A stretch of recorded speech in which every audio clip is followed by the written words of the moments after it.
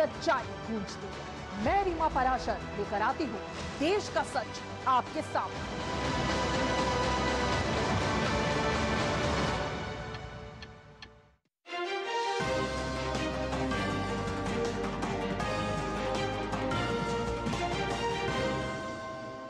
नमस्कार, आप देख रहे हैं दूरदर्शन समाचार। आपके साथ मैं हूं पराक्रम सिंह शेखावत। बताएंगे आपको इस वक्त की बड़ी और महत्वपूर्ण खबरें। समाचार की शुरुआत सुर्खियों के साथ। प्रधानमंत्री नरेंद्र मोदी के दक्षिण अफ्रीका दौरे का आज दूसरा दिन। प्रधानमंत्री जोहान्सबर्ग में G20 लीडर्स समिट में ले रहे हिस्सा। दक्षिण अफ्रीका के राष्ट्रपति सिरिल रामाफोसा ने की समिट की औपचारिक शुरुआत। अंतर्राष्ट्रीय हथियार तस्करी रैकेट का भांडाफोड़। दिल्ली में पकड़ा गया पाकिस्तान से भेजे गए हथियारों का जखीरा, 4 गिरफ्तार।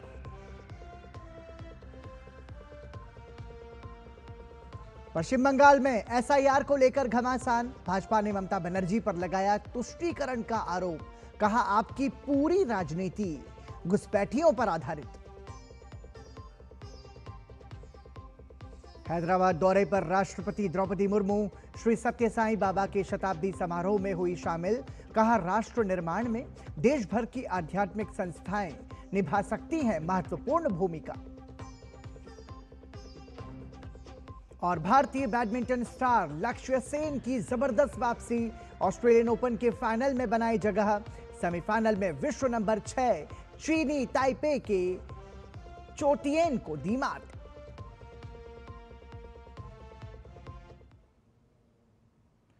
और समाचार की शुरुआत करते हैं प्रधानमंत्री नरेंद्र मोदी के G20 शिखर सम्मेलन में सहभागिता से।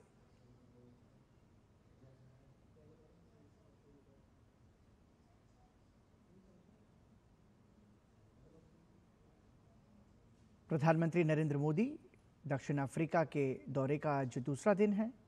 तस्वीरें आप देख रहे हैं।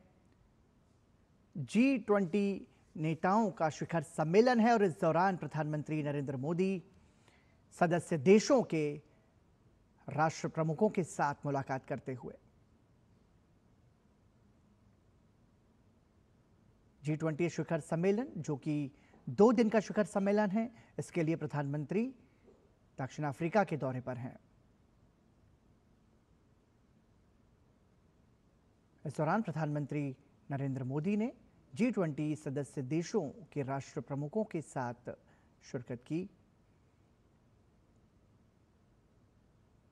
प्रधानमंत्री मोदी ने ब्राजील के राष्ट्रपति से मुलाकात की।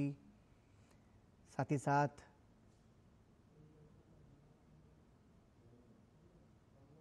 G20 शिखर सम्मेलन में 3 सत्रों में चर्चा होगी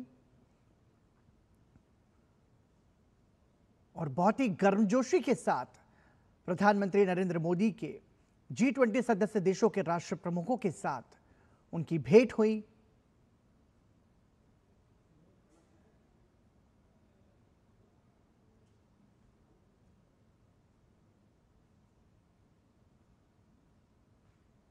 तीन दिवसीय दक्षिण अफ्रीका के दौरे पर हैं प्रधानमंत्री नरेंद्र मोदी। तस्वीरें आप देख रहे हैं G20 शिखर सम्मेलन की, जहां सम्मेलन के दौरान प्रधानमंत्री नरेंद्र मोदी ने G20 सदस्य देशों के राष्ट्र प्रमुखों के साथ मुलाकात की। जॉर्जिया मेलोनी के साथ भी प्रधानमंत्री नरेंद्र मोदी की भेंट हुई। 2 दिवसीय G20 शिखर सम्मेलन का आज पहला दिन है।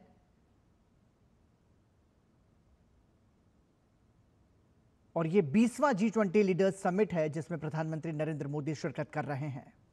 दक्षिण अफ्रीका के राष्ट्रपति ने प्रधानमंत्री नरेंद्र मोदी का स्वागत किया। इस दौरान प्रधानमंत्री नरेंद्र मोदी ने G20 सदस्य देशों के राष्ट्र प्रमुखों के साथ गर्मजोशी से मुलाकात की।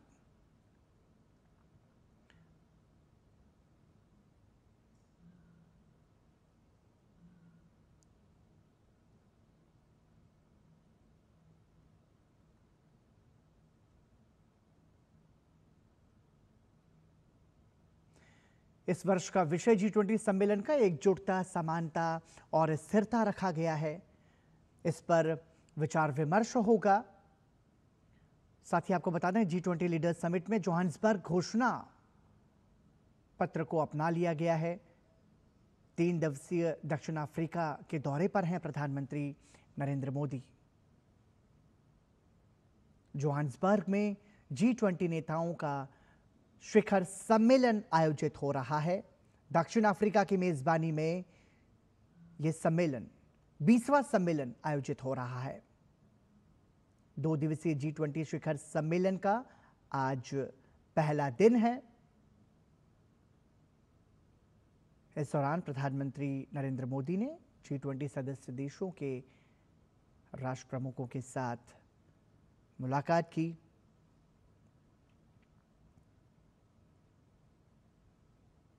प्रधानमंत्री नरेंद्र मोदी ने ब्राजील के राष्ट्रपति से मुलाकात की और साथ ही G20 सदस्य देशों के अन्य राष्ट्र प्रमुखों के साथ मुलाकात की। प्रधानमंत्री ने इटली की प्रधानमंत्री जॉर्जिया मेलोनी के साथ भी मुलाकात की।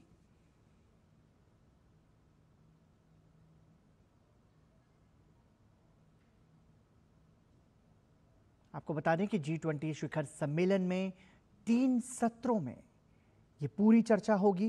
पहला सत्र ट्रेड फाइनेंसिंग और ऋण बोझ पर पहले सत्र के दौरान ये चर्चा होनी है। इस वर्ष का G20 शिखर सम्मेलन का जो विषय रखा गया है वो एकजुटता, समानता और स्थिरता रखा गया है। G20 लीडर्स समिट में जोहान्सबर्ग घोषणा को अपनाया गया है।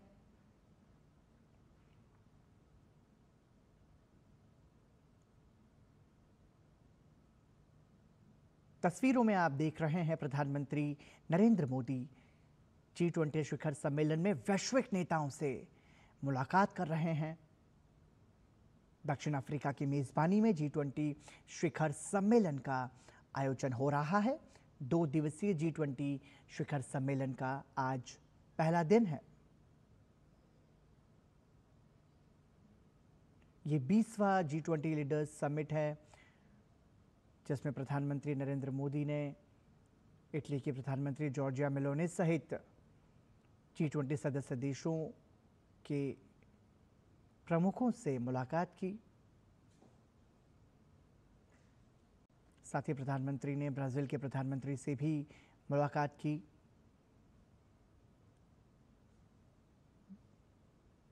दो दिवसीय G20 सम्मेलन में विभिन्न सत्र आयोजित किए जाएंगे और इस दौरान महत्वपूर्ण विषयों पर चर्चा होगी। आपको बता दें कि G20 शिखर सम्मेलन में कुल 3 सत्रों के तहत चर्चा प्रस्तावित है। पहले सत्र का विषय समावेशी और सतत आर्थिक विकास रखा गया है। साथ ही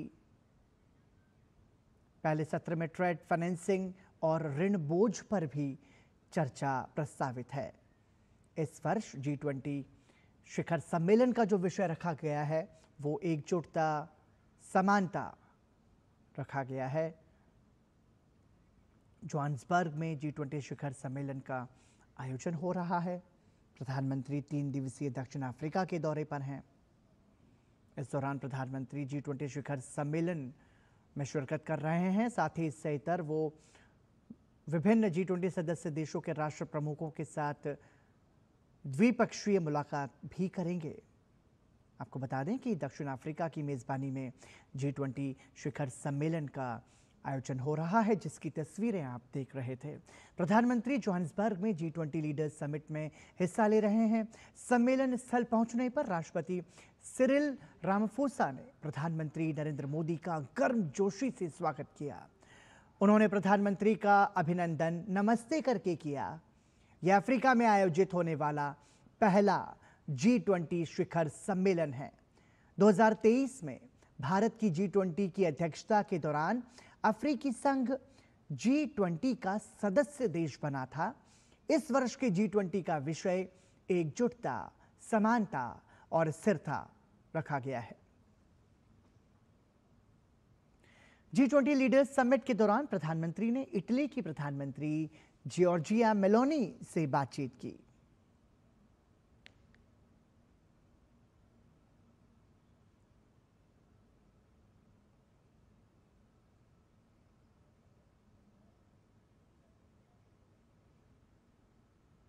तस्वीरें आप देख रहे हैं, प्रधानमंत्री नरेंद्र मोदी ने G20 शिखर सम्मेलन के दौरान G20 सदस्य देशों के विभिन्न वैश्विक नेताओं के साथ मुलाकात की और इस दौरान प्रधानमंत्री ने इटली के प्रधानमंत्री जॉर्जिया मेलोनी के साथ भी बातचीत की।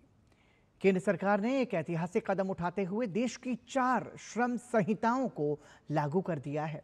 इन संहिताओं के लागू होने से 29 पुराने श्रम कानूनों को सरल, आधुनिक और एकीकृत ढांचे में बदल दिया गया है। आइए आपको दिखाते हैं ग्राफिक्स के जरिए कि नई श्रम संहिता में क्या क्या बदलाव हुए हैं।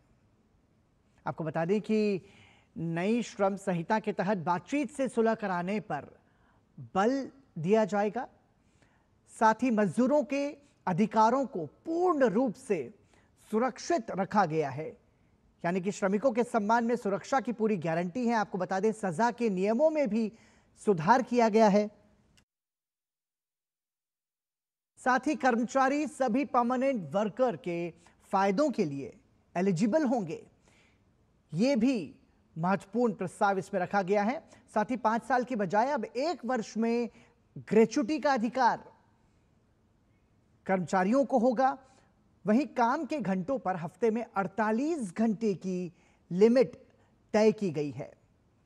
ओवरटाइम के लिए दोगुनी सैलरी कर्मचारियों को दी जाएगी। यह महत्वपूर्ण प्रस्ताव भी इसमें शामिल है। साथ ही मिनिमम वेज प्रोटेक्शन को इसके माध्यम से बढ़ावा दिया गया है।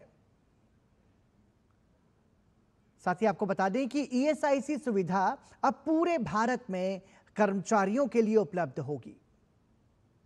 साथ ही सभी नौकरियों में सोशल सिक्योरिटी की पोर्टेबिलिटी का आश्वासन भी इसमें दिया गया है और बातचीत के जरिए सुलह कराने पर भी ज्यादा जोर दिया गया। तो कुल मिलाकर के हम ये कह सकते हैं कि कर्मचारियों की सुरक्षा की पूरी गारंटी नई श्रम संहिता में समाहित है। देश भर में नई श्रम संहिता लागू हो चुकी है।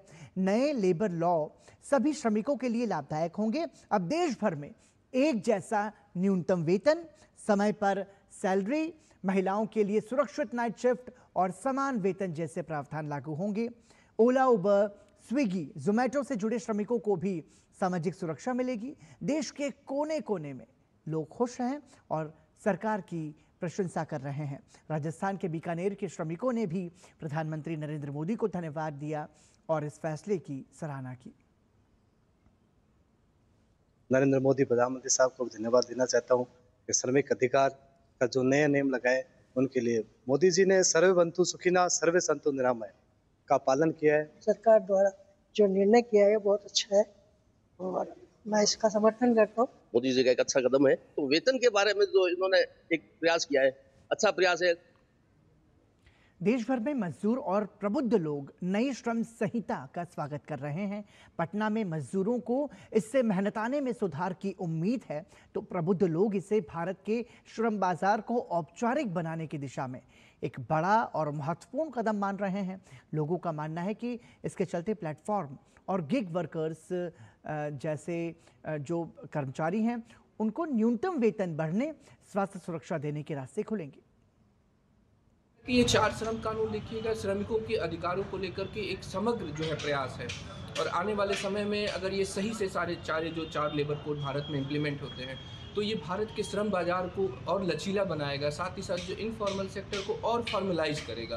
तो ये भारत के लिए एक विन विन सिचुएशन क्रिएट करने जैसा जो एक बहुत ही बड़ा जो है कदम है जो भारत सरकार ने कल उठाया है। योजना आया है हम लोग के लिए सही है। प्रधानमंत्री जो योजना लाए हैं हम लोग के लिए सही है और जो समय स्थिति आप पेमेंट भी मिल जाएगा। योजना लाए हैं प्रधानमंत्री जी, हम लोग के लेबर को जो मिल जाएगा मजदूरी, हम लोग के योजना जो लाए हैं वो बहुत बढ़िया बात है। नई श्रम संहिता लागू हो चुकी है। नए लेबर लॉ सभी श्रमिकों के लिए लाभदायक होंगे। देश के कोने कोने में लोग खुश हैं और सरकार की प्रशंसा कर रहे हैं। गुजरात के अहमदाबाद के श्रमिकों ने भी प्रधानमंत्री नरेंद्र मोदी को धन्यवाद दिया और इस फैसले की सराहना की। जॉब करती है उनको और सरकारी नौकरी करने वालों को एक समान धारा लागू होगा। सबको समान न्याय मिलेगा, जैसे कि समान वेतन। जो यह सुधार से अपॉइंटमेंट लेटर मिलेगा। सभी श्रमिकों को पीएफ, ईएसआईसी, बीमा और सामाजिक सुरक्षा मिलेगी। न्यूनतम वेतन भी सुनिश्चित होगा। मोदी जी ने श्रमिकों के लिए जो कार्य किए हैं उनकी हम बहुत ही सराहना करते हैं। जो कानून निकाले वो हमारे लिए बहुत लाभदायक हैं। उनमें जो मजदूरों के लिए 40 वर्ष की उम्र के जो वृद्ध हैं उनके लिए 100% इंश्योरेंस की गारंटी है। डबल काम करने पर दुगनी मजदूरी की गारंटी है। जो 4 कायदे लागू किया है उससे तरह से भारत सरकार का दिल से मैं शुक्रिया करता हूं। और जो आरोग्य की वजह से जो मेडिकल चेकअप जो मजदूर वर्गों का होगा उस तरह से हर कोई मजदूरों का उनको अच्छी तरह से लाभ मिल सकता है। उस तरह से मैं भारत सरकार का दिल से शुक्रिया अदा करता हूँ। 100% जो जोखिम वाला काम करते हैं उसको सुरक्षा मिलेगी। कई श्रमिकों को हेल्थ इंश्योरेंस मिलेगा। सरकार ने 4 कोड लागू किए हैं, वो हमारे मजदूर लोगों के लिए बहुत फायदे कारक है और उसकी वजह से सब महिलाओं को सम्मान वेतन और अधिकार मिला। ये भी सरकार का खूब आभार मानता हूँ। नई श्रम संहिता लागू होने पर मुंबई के लोगों की क्या प्रतिक्रिया है, ये सुनते हैं। शासन ने जो निर्णय लिया है, एक जैसा कीमान वेतन मिलना चाहिए, वो मिलने वाला है। जो भी उन्होंने निर्णय लिया हुआ है वो ऐतिहासिक निर्णय है। हम उनका मनपूर्वक स्वागत करते हैं। जो सोशल रिफॉर्म है उससे सोशल सिक्योरिटी के वजह से ये जो श्रमजीवी लोग हैं हमारे यहाँ के श्रम करते हैं उसके लिए बहुत अच्छा निर्णय लिया है। केंद्र शासन का, मोदी सरकार का सही निर्णय है आने वाले दिनों के लिए। जो हमारे कामगार बांधव है, जो हमारे उनके जो परिवार है उनको ESIC का लाभ मिलने वाला है। पहले क्या होता था कि एक कारखाने में अगर 10 लोग थे, 10 के ऊपर, तभी वो ESIC का लाभ मिलता था, लेकिन अब ऐसा नहीं होने वाला है। और ये केंद्र सरकार ने जो लिया है उसमें निर्णय से एक बहुत बढ़िया निर्णय है। बेनिफिट्स वर्कर्स को होंगे, साथ में जो लेडीज़ है तो उनको भी जेंट्स जितनी ही सैलरी मिले, ये एक बहुत अच्छा प्रावधान किया है ताकि जो लेडीज़ एंड जेंट्स इसमें भेदभाव ना हो। आज तक हमारे बारे में किसी ने सोचा नहीं था। कल से जो कायदा आ गया वो हमारे लिए बहुत अच्छा हो गया। जिस मतलब जो कायदा आया उसका हम स्वागत करते हैं। ये निर्णय डिक्लेयर किया है उसके वजह से हमें बहुत सुकून मिल रहा है। आगे जाके हम भले वर्कर हो, हम समाज में सिर ऊंचा रख के रह सकते हैं। सरकार हमें PF, ESI या तत्सम इंश्योरेंस वगैरह जो सुविधाएं उपलब्ध करने की बोल रहे हैं उसका हम अच्छे से स्वागत करते हैं। नए श्रम कानूनों के लागू होने के बाद लोगों में खासा उत्साह देखने को मिल रहा है। सरकार के इस फैसले को लेकर गाजियाबाद के लोगों का कहना है कि इन सुधारों के माध्यम से एक ऐसा मजबूत इकोसिस्टम तैयार होगा जो भविष्य में हमारे कामगारों के अधिकारों की रक्षा करेगा और भारत की आर्थिक वृद्धि को नई शक्ति देगा। ये जो नए श्रम कानून बने हैं ये बहुत ही सरकार का इतना अहम कदम है श्रमिकों के लिए। बहुत ही अच्छे कानून और श्रमिकों को बहुत फायदा मिलने वाला है इन कानूनों का। और महिलाओं के लिए जिस तरह का ओवर टाइम की इन्होंने डबल पेमेंट की बात करी है तो बहुत अच्छी है। और मोदी जी का जो एक विकसित भारत का जो सपना था वो बहुत अहम कदम है। एक व्यापारी को व्यापार करने में बहुत आसानी रहेगी और उनके जीवन पर बहुत बड़ा फर्क पड़ेगा।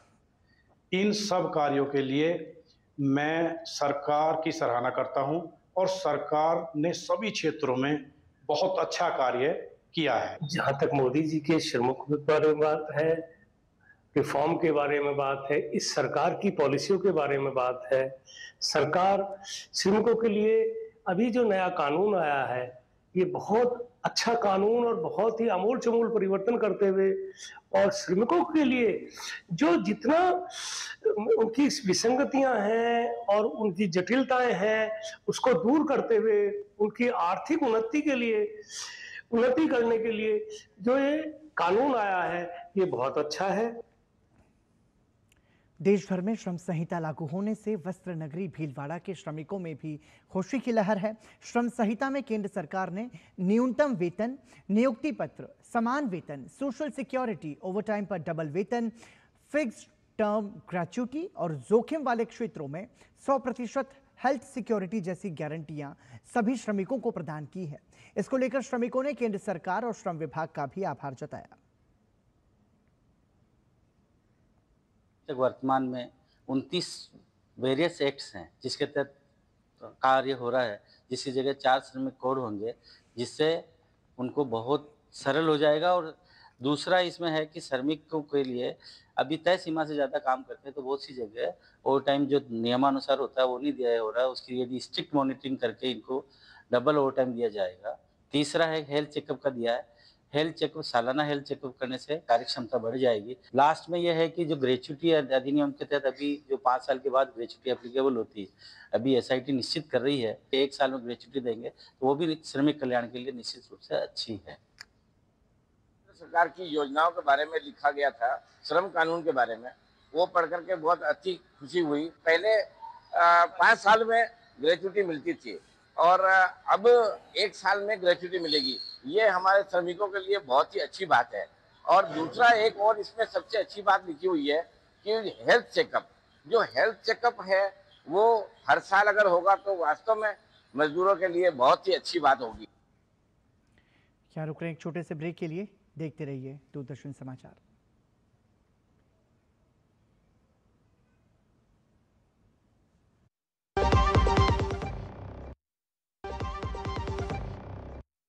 हिंग देना, वो वाली MDH की सुपर हींग। जिन्होंने यूज किया है वो जानते हैं असली हींग का स्वाद। MDH सुपर हींग, शुद्धता का असली तड़का। असली मसाले सच MDH। सुनो, एक अच्छी इंश्योरेंस पॉलिसी AI से पूछते हैं। एक ऐसी पॉलिसी जिसमें प्रीमियम पेमेंट हो लिमिटेड पर इनकम आती रहे लाइफ टाइम। LIC का जीवन उत्सव। एक ऐसी पॉलिसी। ब्रेक के बाद एक बार फिर आपका स्वागत। आप देख रहे हैं समाचार। दिल्ली क्राइम ब्रांच ने पाकिस्तान की खुफिया एजेंसी ISI से जुड़े एक हथियार तस्करी गिरोह का भांडाफोड़ किया है। रोहिणी इलाके से आज 10 ऑटोमेटिक पिस्टल, 90 से ज्यादा जिंदा कारतूस बरामद किए गए हैं, जिनमें 5 पिस्टल तुर्की मेड, 3 चाइना मेड हैं। इन हथियारों के बड़े जखीरों के साथ 4 लोगों को भी गिरफ्तार किया गया है।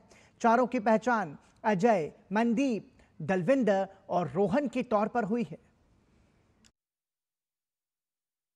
क्राइम ब्रांच ने प्रेस कॉन्फ्रेंस कर जानकारी दी कि जांच में पता चला है कि जसप्रीत उर्फ जस्सा घटना में मुख्य किरदार है, जो कि सोनू खत्री गैंग से जुड़ा है। जस्सा पाकिस्तान के हथियार तस्करों के संपर्क में था और उनको ऑर्डर करता था और फिर अपने साथियों के जरिए हथियारों को आगे गैंग्स को सप्लाई करता था। जैसा इसमें मेन ऑपरेटिव है जो इसको पूरा मैनेज कर रहा है, जो पाकिस्तान बेस्ड हैंडलर को भी मॉनिटर कर रहा है, और जो इंडिया में भी ये वेपन किस पहुंच तक पहुंचने थे, क्योंकि दोनों ही जैसा मैंने बताया PX 5.7 और PX 3 जो वेपन है ये बहुत कॉस्टली और सोफिस्टिकेटेड वेपन है। और PX 5.7 का जो राउंड होता है वो करीब AK-47 के राउंड से बहुत मिलता जुलता सा है, उससे ज़रा सा छोटा है। And it has the capacity to penetrate the BP jacket also. It is a very deadly weapon. Mostly it is used by security agencies. It is not a common weapon which is used by the local gangsters. Crime branch के संयुक्त आयुक्त सुरेंद्र कुमार ने बताया कि ये gang तुर्की और चीन में बनी महंगी पिस्तलें सप्लाई कर रहा था और हथियार पाकिस्तान से ड्रोन के जरिए कार्बन की पॉलिथीन में रखकर आते हैं। 2 ड्रोन साइमल्टेनियस साथ चलते हैं। पहला ड्रोन है उसमें कैमरे से वो फुटेज कैप्चर करता है और वो कन्वे करता है, लोकेशन सैनिटाइज हो जाती है, तो दूसरा ड्रोन उसके साथ में रहता है और वो एक सैनिटाइज लोकेशन पर इन वेपन्स को खेप को ड्रॉप करता है। वेपन्स जो हैं वो कार्बन की पॉलीथीन में, कार्बन के कवर में लिपटे हुए होते हैं, जो किसी तरीके की स्क्रूटनी को इवेड कर देता है। दिल्ली पुलिस की IFSO यूनिट ने एक अंतर्राष्ट्रीय मानव तस्करी गिरोह का भांडाफोड़ किया है, जो भारतीय युवाओं को म्यांमार में साइबर फ्रॉड रैकेट में शामिल करने के लिए उनको नौकरी का झांसा देकर म्यांमार भेज रहा था। दरअसल म्यांमार से डिपोर्ट हुए एक भारतीय नागरिक ने इसकी शिकायत स्पेशल सेल को की थी, जिसके बाद पुलिस ने कार्रवाई करते हुए 2 लोगों को गिरफ्तार किया है। 22 अक्टूबर को म्यांमार आर्मी ने वहां एक बड़े स्कैम सेंटर पर छापा मारकर कई भारतीय नागरिकों को मुक्त कराया था, जिनको 19 नवंबर 2025 को डिपोर्ट किया गया था। वापस आए एक शख्स इम्तियाज बाबू ने शिकायत दर्ज कराई कि उसे डेटा एंट्री की नौकरी का लालच देकर धोखे से म्यांमार भेजा गया था। जांच में सामने आया कि पीड़ितों को कोलकाता, बैंकॉक और म्यांमार के रास्ते वहां ले जाया गया था। पीड़ित का आरोप है कि सिक्योरिटी गार्ड्स की निगरानी में उनसे अमेरिकी नागरिकों को निशाना बनाकर साइबर फ्रॉड करवाया जाता था। एफआईआर दर्ज करने के बाद 20 नवंबर को कार्रवाई करते हुए आईएफएसओ की टीम ने दानिश राजा को बवाना से गिरफ्तार किया। पूछताछ में खुलासा हुआ कि दानिश का म्यांमार के स्कैम नेटवर्क से सीधा संपर्क था और मार्च 2025 में वो खुद डिपोर्ट होने के बाद भी रैकेट का हिस्सा रहा। पंजाब में बटाला के एसडीएम विक्रमजीत सिंह को रिश्वत लेने के आरोप में विजिलेंस ब्यूरो ने गिरफ्तार कर लिया। विजिलेंस टीम ने एसडीएम विक्रमजीत सिंह के सरकारी आवास पर करीब 2 घंटे तक छापेमारी की, जहां से लगभग 14 लाख रुपए बरामद हुए। वहीं पश्चिम बंगाल में एसआईआर पर विवाद थमने का नाम नहीं ले रहा है। भाजपा प्रवक्ता गौरव भाटिया ने कहा कि पश्चिम बंगाल में जब से एसआईआर की प्रक्रिया शुरू हुई है, तब से हजारों की संख्या में बांग्लादेशी घुसपैठिए देश छोड़कर भाग रहे हैं। भाजपा नेता ने आरोप लगाया कि घुसपैठियों को भागते देख एक और जहां पूरा देश प्रसन्न है, वहीं ममता बनर्जी दुखी है। घुसपैठिए वापस अपने देश की तरफ लौट रहे हैं, तब भारतीय खुश थे, लेकिन ममता बनर्जी आंखों में नमी लिए दुख, चिंतित और बड़ी व्यथित दिखाई दी। और ये ऐसा इसलिए है क्योंकि ममता बनर्जी सोच रही है, मैंने तुम्हें पाला पोसा, झूठे प्रमाण पत्र दिए कि समय आएगा तो ये घुसपैठिए मेरे लिए वोट करेंगे, लेकिन अब जब चुनाव का समय है तो तुम जा रहे हो। गौरव भाटिया ने ममता बनर्जी पर तुष्टीकरण की राजनीति करने का आरोप लगाते हुए कहा कि उनकी सारी नीतियां सनातन विरोधी रही हैं। भव्य राम मंदिर जो अयोध्या में है, उस पे पताका फहराई जा रही है, लेकिन ममता बनर्जी के इशारे पर उनके नेता हुमायूं कबीर कह रहे हैं 6 दिसंबर को पश्चिम बंगाल में बाबरी मस्जिद बनाएंगे, इसका निर्माण होगा। तो ये पूछा जाएगा, संविधान में ममता बनर्जी की आस्था नहीं है। वो एनआरसी जब लागू होता है तो कहती हैं कि एनआरसी हुआ तो देश में गृहयुद्ध हो जाएगा। उनके नेता फिरहाद हकीम, जो भारत को पश्चिम बंगाल में एक जगह को कहते हैं मिनी पाकिस्तान है। जौनपुर में 12 दवा कारोबारियों और 2 अन्य के खिलाफ नगर कोतवाली में मुकदमा दर्ज किया गया है।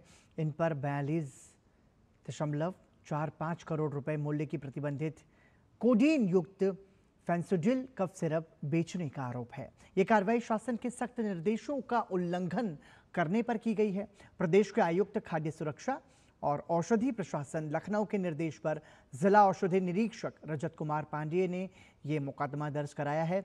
जिले के नामी गिरामी दवा थोक विक्रेताओं के खिलाफ हुई इस कार्रवाई में बड़े दवा कारोबारियों में इस कार्रवाई की वजह से हड़कंप मच गया है। एसपी सिटी आयुष कुमार श्रीवास्तव ने कहा कि प्राप्त तहरीर के आधार पर जिले में बड़े पैमाने पर लगभग 17 लाख कोडीन युक्त फेंसोडिल कफ सिरप की खरीद और बिक्री की गई थी। इसकी अनुमानित लागत 42.45 करोड़ रुपए आंकी गई है। उन्होंने बताया कि इन 12 दुकानों ने धड़ल्ले से इस प्रतिबंधित सिरप की बिक्री की थी। ड्रग इंस्पेक्टर साहब की इनके द्वारा एक निरीक्षण किया गया था 12 नवंबर से 19 नवंबर के बीच, और इन्होंने पाया कि शेली ट्रेडर्स द्वारा कुछ 37 लाख फेंसिडिल, कोडीन युक्त ड्रग होता है फेंसिडिल, ये दी गई है जौनपुर में। ये 12 कंपनियों को, या फिर आप कह सकते हैं 12 मेडिकल स्टोर्स को दी गई है। लेकिन जब वास्तविकता जानी गई तो ये पाया गया कि यह लेन देन सिर्फ कागजी तौर पे हुआ है और इसकी जौनपुर में कोई भी खपत नहीं हुई। यहाँ रुक रहे हैं एक छोटे से ब्रेक के लिए, बने रहिए हमारे साथ। कौन है जो जोड़े देश को? विकसित भारत का विकसित भारत।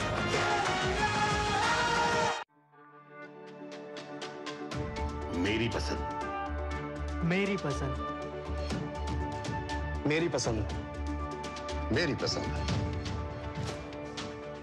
हमारी पसंद, हम सबकी पसंद।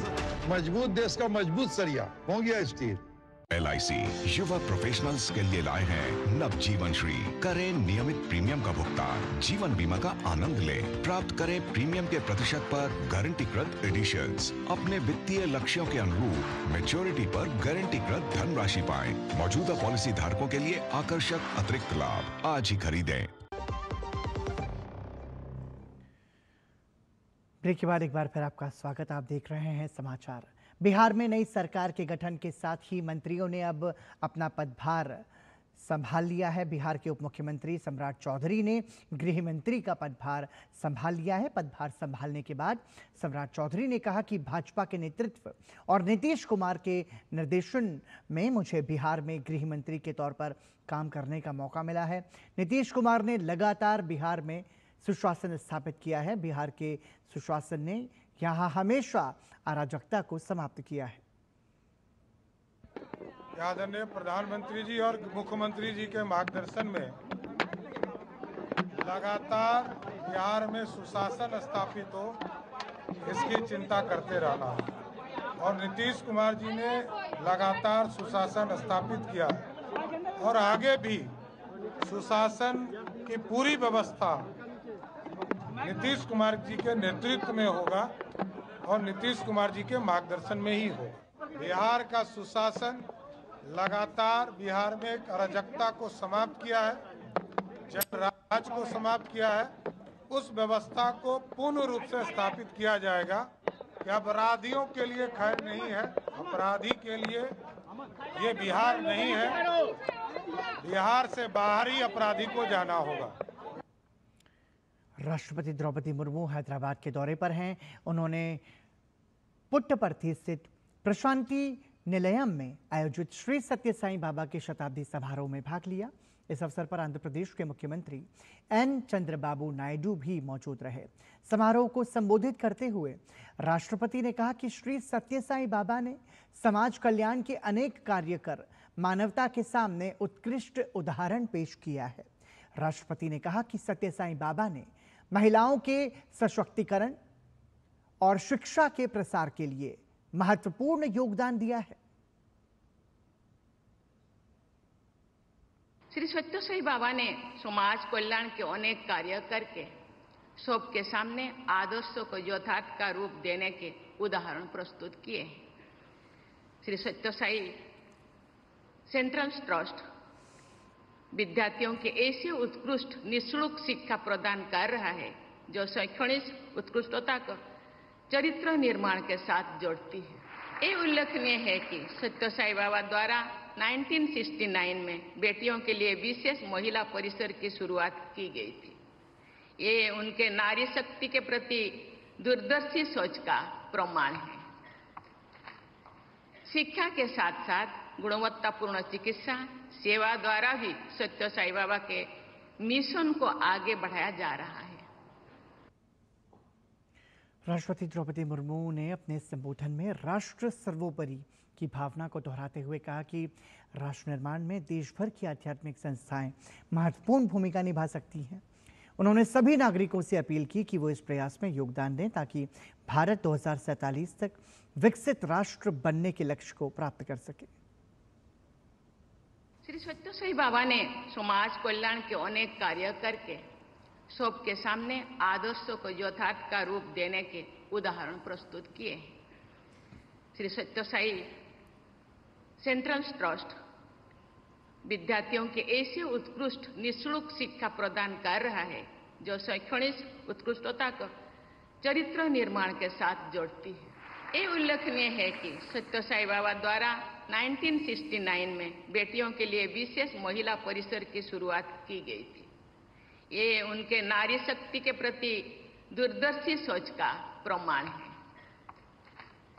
शिक्षा के साथ साथ गुणवत्तापूर्ण चिकित्सा सेवा द्वारा भी सत्य साई बाबा के मिशन को आगे बढ़ाया जा रहा है।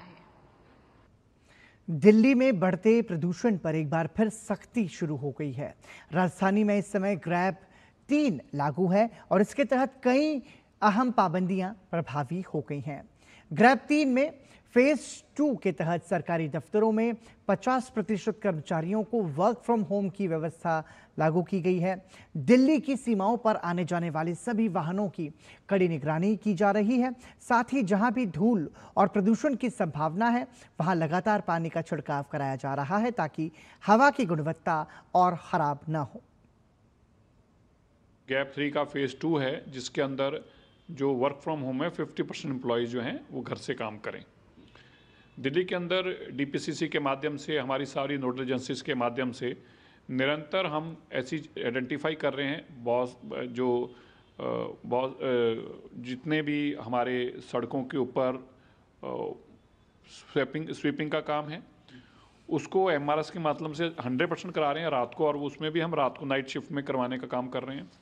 हम दिल्ली के अंदर जितनी कंस्ट्रक्शन हो रही हैं उसको गैप 3 में मॉनिटर कर रहे हैं और अब तक हम कोई लगभग 200 से 1200 ज़्यादा इंस्पेक्शन कर चुके हैं, 200 से ज़्यादा नोटिस दे चुके हैं और 50 को तो हम बिल्कुल बंद शट कर चुके हैं। मेरठ के गौरव विश्व प्रसिद्ध वाद्य यंत्र बिगुल को अब आधिकारिक रूप से भौगोलिक संकेत जीआई टैग प्रदान कर दिया गया है। ये उपलब्धि मेरठ के हस्तशिल्प और संगीत वाद्य यंत्र उद्योग के लिए एक बड़ी पहचान है, जिससे अब ये बिगुल दुनिया भर में अपनी एक विशिष्ट और आधिकारिक पहचान के साथ जाना जाएगा।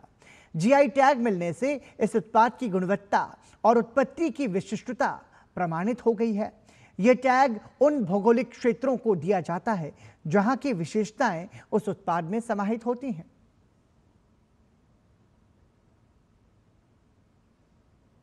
इसका फायदा यही है कि जब आदमी सर्च करेगा उसे पता चलेगा कि बिगुल जो है ये मेरठ का प्रोडक्ट है, तो उससे यहाँ की इंडस्ट्री को भी फ़ायदा होगा, यहाँ के कारीगरों को भी होगा, और जो ऑर्डर आएंगे उससे क्या नाम है जो है जो काम करने वाले हैं उन्हें काम मिलेगा। लगभग 100 वर्षों से ज़्यादा पुराना इतिहास है। बताते हैं कि 1857 की क्रांति का बिगुल मेरठ से बजा, तो बिगुल का नाम तो 100 वर्षों से पुराना मेरठ से जुड़ा हुआ है और इतिहास इसका इसी 100 वर्षों से पहले ही जो है शुरुआत हुई है बिगुल बनने की। आज तक बिगुल बने जब से ही बिगुल बने जा रहा है। हमारे यहाँ लगभग 150-200 करीब यूनिट है और 10,000 लोग इससे जुड़े हुए हैं। सबके आज प्यार से आशीर्वाद से हमें जीआई टैग, पहला GI tag brass band goods association को बिगुल के माध्यम से मिला है, जिसमें 2.5 से 3 साल के प्रयास के अनुरूप इसे फल हमें प्राप्त हुआ है।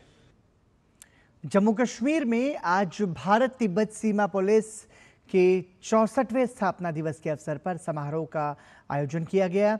इस कार्यक्रम में केंद्रीय गृह राज्य मंत्री बंदी संजय कुमार मुख्य अतिथि के रूप में शामिल हुए। पर्वतीय सीमाओं की सुरक्षा के लिए जानी जाने वाली आईटीबीपी जवानों ने इस अवसर पर कई प्रस्तुतियां दी।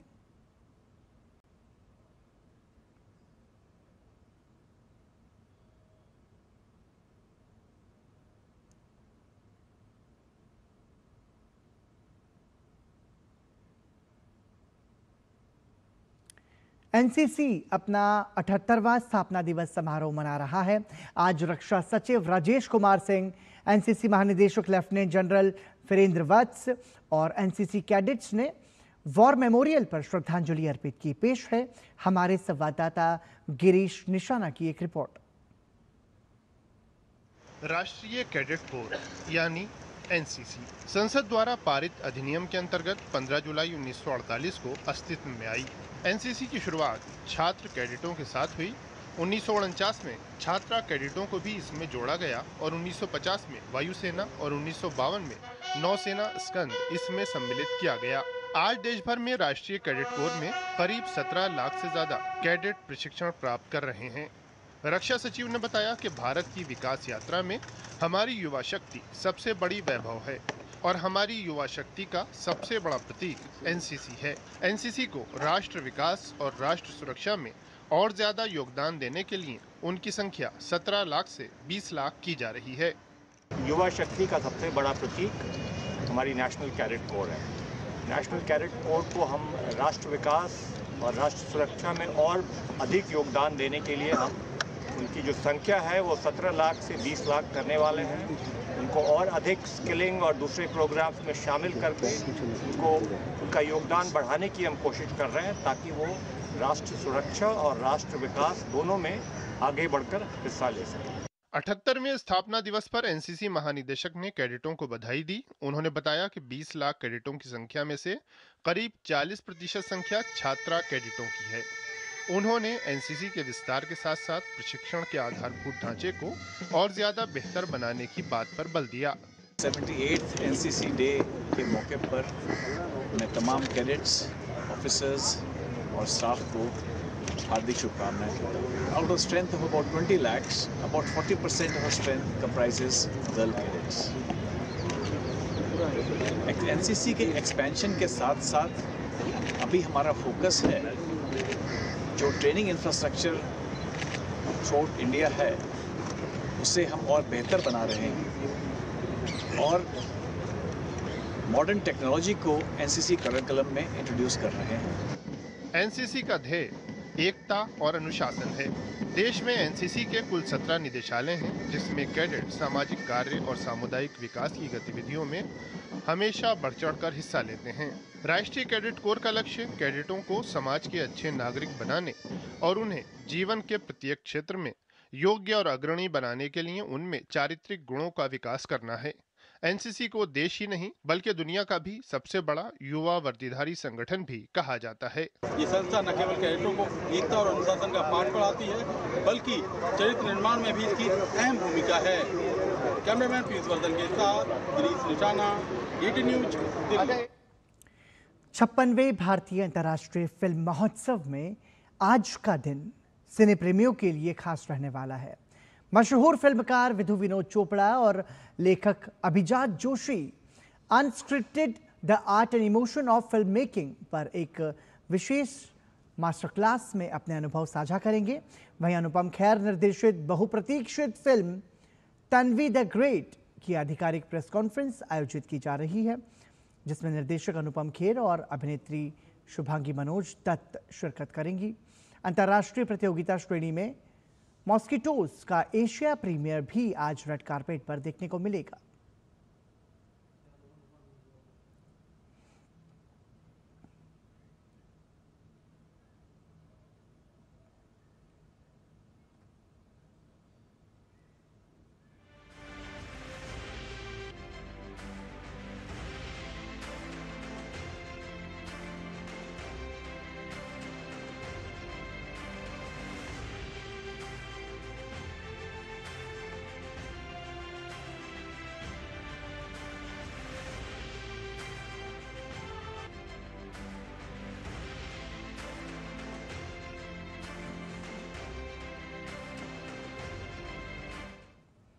हैदराबाद के प्रसाद आईमैक्स में आयोजित 2 दिवसीय Telangana north east connect film महोत्सव का आज अंतिम दिन है। उद्घाटन दिवस पर राष्ट्रीय पुरस्कार विजेता फादर जोसेफ द्वारा निर्देशित त्रिपुरा की फिल्म यारविंग की स्क्रीनिंग हुई, जिसमें राज्यपाल विष्णुदेव वर्मा ने भी हिस्सा लिया।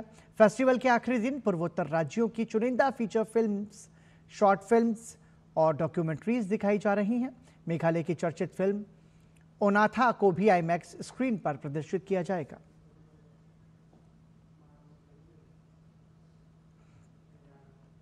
पाकिस्तान की खुफिया एजेंसी आईएसआई द्वारा संचालित हथियार तस्करी गैंग का दिल्ली पुलिस की क्राइम ब्रांच ने भांडाफोड़ किया है।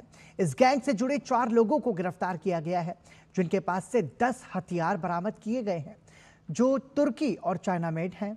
इस गैंग का मास्टरमाइंड अमेरिका में बैठा है। दिल्ली पुलिस के डीसीपी क्राइम संजीव यादव से बातचीत की संवाददाता दिवांशु मल्होत्रा ने।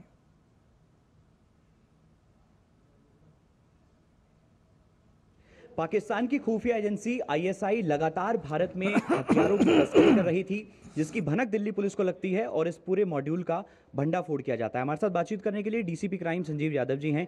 सर, किस तरह से आपकी टीम इन तक पहुंची, क्या इनकी मॉडस ऑपरेंडी है और आखिर किस तरह से एस्टेब्लिश हुआ कि ये पाकिस्तान इस तरह से हथियार सप्लाई कर रहा था? ये हमारी एक स्पेसिफिक इन्फॉर्मेशन पे 19 तारीख को हमने 2 व्यक्ति, एक मनदीप और एक दलविंदर उनको गिरफ्तार किया था, जो पंजाब के रहने वाले हैं। इनकी इंटरोगेशन से मालूम चला कि ये वेपन पाकिस्तान से ड्रोन के माध्यम से पंजाब के इलाके में ड्रॉप कराए गए थे, जहाँ से इन्होंने कलेक्ट कर और इनको दिल्ली एनसीआर में सप्लाई करना था। तो इस वेपन जो आए हैं वो 3 वेपन मेड इन टर्की हैं, PX 5.7, और 5 वेपन PX 3 जो मेड इन चाइना है। तो ये वेपन बाहर से आए हैं, इनकी इंटरोगेशन से भी मालूम चला हुआ है, और पाकिस्तान से आ रहे हैं तो इनका पाकिस्तान कनेक्शन भी है। सर, वहाँ से आने का जो तरीका है आखिर वो किस तरह से था, किस तरह से ड्रोन आते थे, कहाँ ड्रॉप किए जाते थे? जो इनकी मॉडस ऑपरेंडिस है और जो मालूम चला है उस हिसाब से एक ड्रोन पहले एरिया सर्विलांस से लिए आता है, जिसमें कैमरा लगा होता है, और वो चेक करता है कि कहाँ पर ड्रॉप किया जाता है सेफ तरीके से, जहाँ पर सिक्योरिटी फोर्सेस नहीं है, और विद इन अ मिनट दूसरा ड्रोन वेपन ड्रॉप करके चला जाता है। तो इस तरह की ड्रॉप्स किए जाते हैं वेपन। बहुत बार सिक्योरिटी एजेंसी जो बॉर्डर पर तैनात हैं उनके द्वारा पकड़े भी जाते हैं, और कुछ वेपन उसमें से निकल जाते हैं। तो उसमें से एक लॉट यही है जो निकली है। सर, हैंडलर्स कौन है इनके, और US लिंक भी सामने आ रहा है? इनका हैंडलर जो एक जसप्रीत जस्सा है, जो हमारी इन्फॉर्मेशन के हिसाब से US बैठा हुआ है, वही आदमी है जो पाकिस्तान में लोगों से टच में था और वहाँ से वेपन डिलीवर करा रहा था, और यहाँ पर इंडिया में भी वेपन जो रिसीवर्स हैं उनको दिलवा रहा था।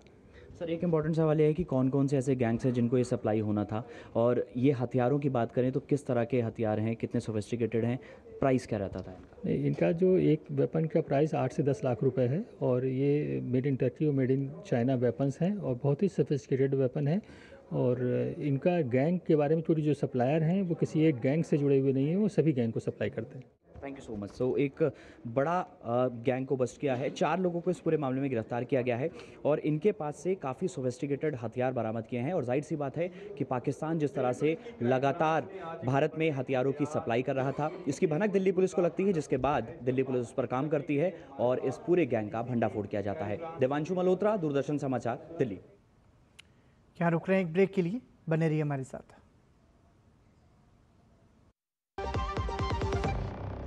जरा सी हंसी दुलार जरा सा,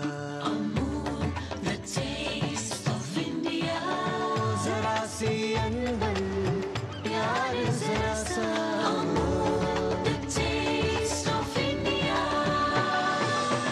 यही तो अमूल है स्वाद इंडिया का, यही तो अमूल है टेस्ट ऑफ इंडिया।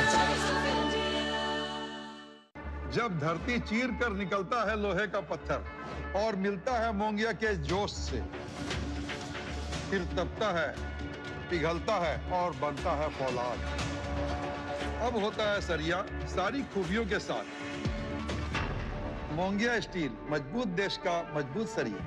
क्या आपको है आकर्षक बचत विकल्पों की तलाश? LIC प्रस्तुत करता है नवजीवन श्री सिंगल प्रीमियम प्लान। एक मुश्त प्रीमियम राशि जमा करें, जीवन बीमा कवर का आनंद उठाएं, परिपक्वता पर गारंटीकृत निश्चित राशि प्राप्त करें, तरलता विकल्प भी उपलब्ध। अभी खरीदें। मौजूदा पॉलिसी धारकों के लिए आकर्षक छूट, नियम और शर्तें लागू। भारतीय बैडमिंटन स्टार लक्ष्य Sen Australian open badminton tournament के फाइनल में पहुंच गए हैं। लक्ष्य सेन ने सेमीफाइनल मुकाबले में चीनी ताइपे के चोऊ टिनचेन को 17-21, 24-22, 21-16 से शिकस्त दी। लक्ष्य ने इस मुकाबले को 1 घंटे 26 मिनट में अपने नाम किया। हालांकि लक्ष्य के लिए जीत करना आसान नहीं था और पहले गेम में उन्हें हार का मुंह देखना पड़ा, लेकिन इसके बाद लक्ष्य ने तेजी के साथ वापसी करते हुए अगले 2 गेम में जीत हासिल की और फाइनल का टिकट कटा लिया।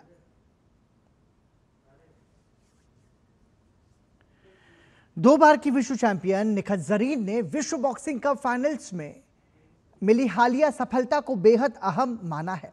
निखत के मुताबिक उनके लिए चोट के बाद से वापसी करना कभी भी आसान नहीं था, लेकिन इस वक्त एक सफलता ने उन्हें अंदर से मजबूती दी है, जो अगले साल होने वाले कॉमनवेल्थ गेम्स और एशियन गेम्स के लिए उन्हें मानसिक रूप से मजबूत करेगी।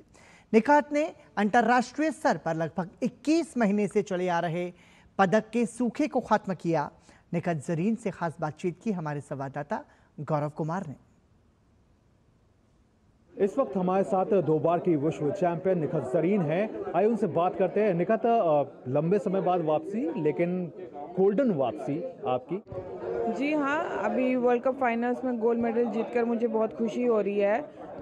वापस से मैंने कमबैक किया है गोल्ड मेडल जीतकर।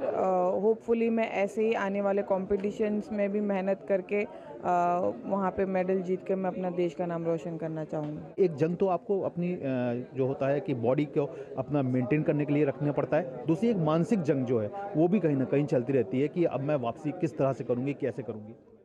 एक डाउट आता है दिमाग में कि मैं वापस कमबैक करूँगी, वो वैसे परफॉर्मेंस दे पाऊँगी या नहीं इंटरनेशनल स्टेज पर। बट अपने आप को मैंने हमेशा से पुश करते आई हूँ, मैं भरोसा रखा है अपने आप पे कि कोई बात नहीं, मेहनत का फल ज़रूर मिलेगा। तो मैंने अपने आप पे हमेशा बिलीव रखा है और मेहनत करते आई हूँ। जनवरी से मैं पुणे ASI में ट्रेनिंग कर रही थी और वापस मैं फिर कैंप में जब एंटर किया मैंने, फिर वर्ल्ड चैम्पियनशिप के हमारी असेसमेंट हुई और वर्ल्ड चैम्पियनशिप खेल के उसके बाद मैं ये वर्ल्ड कप फाइनल्स खेली हूँ। तो अच्छा रहा है जर्नी अभी तक का और कोशिश यही रहेगी कि मेहनत ऐसे ही आगे भी जारी रहे और आगे ऐसी परफॉर्मेंस देते रहूँगा। नेक्स्ट ईयर जो है वो बहुत जैम पैक है, चाहे एशियन चैंपियनशिप की बात करें, चाहे कॉमनवेल्थ गेम्स की बात करें या फिर एशियन गेम्स, तो उसको लेकर के अभी से किस तरह की कुछ क्या प्रिपरेशन रहेगी इस टूर्नामेंट को छोड़कर? जी हाँ, नेक्स्ट ईयर बहुत सारे कॉम्पिटिशन्स है, स्पेशली एशियन गेम्स है, कॉमनवेल्थ गेम्स है, बट उससे पहले एशियन चैम्पियनशिप है जो इम्पॉर्टेंट है मेरे लिए बिकॉज उसमें पॉइंट्स भी ज़्यादा है।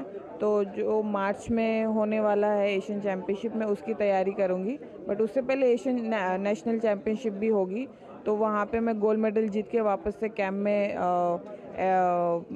एंट्री करके फिर मैं कैंप में प्रिपेयर करूँगी अपने टीम मेंबर्स के साथ।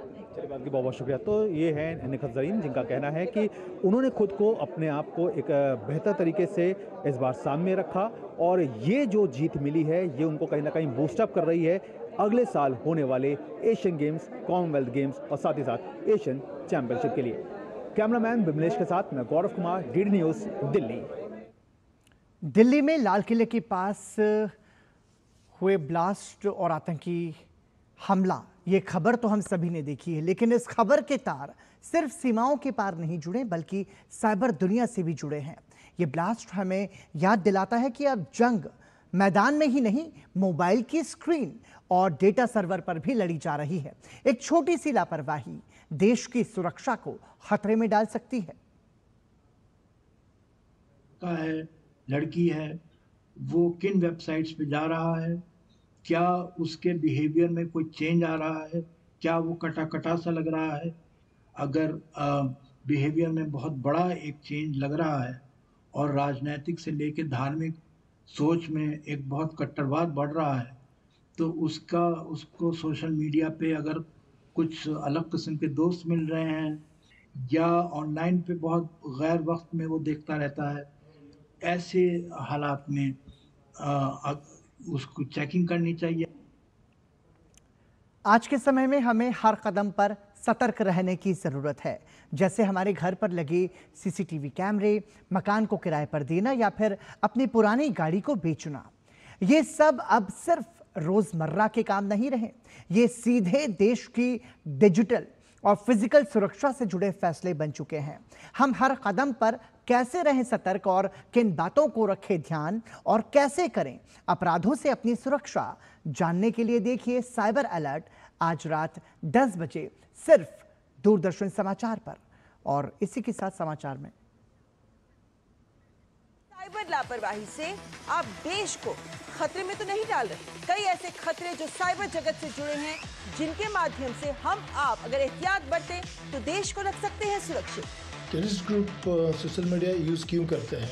क्योंकि उनको मैसेज डिसेमिनेशन करना होता है, इको चैम्बर बना के उनका आइडियोलॉजी का अंजाम दे सके। बाजार जो होते हैं वहाँ पे हमारे पब्लिक में कैमरास हो, किसी को पासवर्ड मिल जाता है डिफ़ॉल्ट, तो उसके लिए वो पूरा बाजार मॉनिटर करना बहुत आसान हो जाएगा।